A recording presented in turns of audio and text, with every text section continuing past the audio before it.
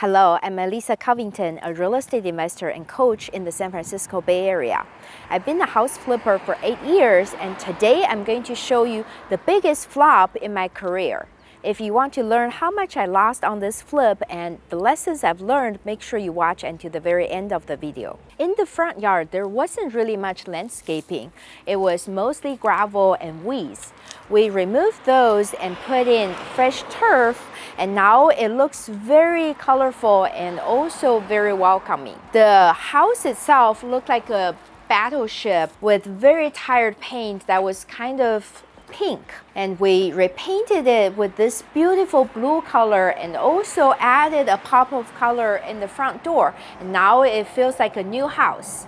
We also replaced the roof and the front door and made necessary upgrades. Welcome to the inside. On the living room, we put in a lot of new recessed lights and put in all new trim and replaced the flooring. And the big difference came from the removal of the wall here. It opened up the flow and make the space feel bigger, and also allowed us to fit in this dining space. And on a small house like this, it really made a huge difference. The old kitchen was like a disaster. It had old cabinets and also no flooring. We got it all and put in all new cabinets, and I love that we have tall cabinets that can showcase the high ceiling here. And we still use two-tone cabinets, but I tried something different because this house is very close to the beach. I decided to use this bluish green color on the lower that fits the beachy style. The entire kitchen now feels very open, and it's also super functional. Off of the kitchen, there's that hallway that had laundry in here and also a small door to a toilet room. And then, of course, the door to the backyard as well. We decided to give this space to the otherwise really tiny room on this side. And now we created this much more functional space, and it can be used as an office or an art studio. As for the laundry, we relocated it to behind this door by using some closet space, so there's still indoor laundry available, which is very convenient. This bathroom in the hall had a different layout, and it was half gutted. There was no vanity, and the toilet was detached, and some tiles were broken because the previous owner was going to renovate it. We took it over and decided to change the layout to make it more traditional. So we relocated the tub from this side to the very back, and also moved the toilet up and kept the vanity where it was. So now we have some storage in this side and also all new finishes and fixtures. I especially like these tiles in the shower because they are elongated subway tiles that create a beautiful kind of a herringbone pattern that's quite interesting. And then on the floors, we have this darker gray tile that give it contrast. This front bedroom had two entrances before. One was where I came from, and the other one was on this wall right by the front entrance. It was completely unnecessary but very typical in older homes. So we decided to close off that one and only keep this one from the hallway, so the room has better privacy and also more usable space. And we completely renovated it by adding a ceiling light, repaint the inside of the room, and also replacing the flooring. And now with staging, it looks like a very beautiful bedroom. This biggest room in the back is the new primary bedroom that we created. It was not a primary bedroom before because there was only one bathroom in the house, and this room was just very big. In here, we added a new ceiling light, repainted the walls, and put in new flooring. But the biggest change was the addition of this new bathroom. We used the space from the toilet room and also part of the hallway where the laundry was, and we were able to put in a large walk-in shower and also a good sized vanity. So now we added a ton of value because a 2-bedroom, 2-bath house is way more desirable than 2-bedroom, 1-bath. From the office space, you get to the backyard, and this backyard is extensive.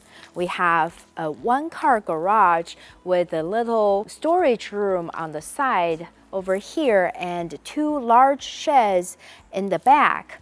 And we still have a ton of space. So we put in some turf in this triangle area and also had to relocate the fence because the previous owner actually owned this house and the house next door, which I purchased together with this one. And he had the fence along this way to give more driveway to the other side. And because we're selling these 2 houses separately, we had to relocate the fence to kind of the actual lot line so that we have a ton more space now. And I love that my stager put in a fire pit in here because this area is going to be very enjoyable for the next owner. As painful as it is, I'm going to share the numbers with you. I purchased the house for $1.3 million and put over $200,000 into the renovation. And I was hoping to sell the house for $1.8 million, but we ended up not being able to sell. And so I had to take the house off of the market and rent it out for a few months. And I was hoping that in the spring, the market will get better and the buyers would overlook the fact that the house is on a busy street. So we waited for a few months, and by the time we put the house back on the market in the spring, it still wasn't selling. It was really frustrating, and we had to reduce the price a few times and finally sold the house for $1.5 million. So that was only $200,000 over the price I purchased the house for, and I spent $200,000. So that means all the work we did for a few months was all wasted time. The house ended up selling for 1.5, so it means that all the holding costs, all the miscellaneous costs, agent commission, etc., I have to pay it out of my pocket. So I ended up losing $150,000 on this project, and that was the biggest loss I've ever had in my 8-year career. I've learned so much from this big flop. First of all, when I bought the house, I actually was out of the country.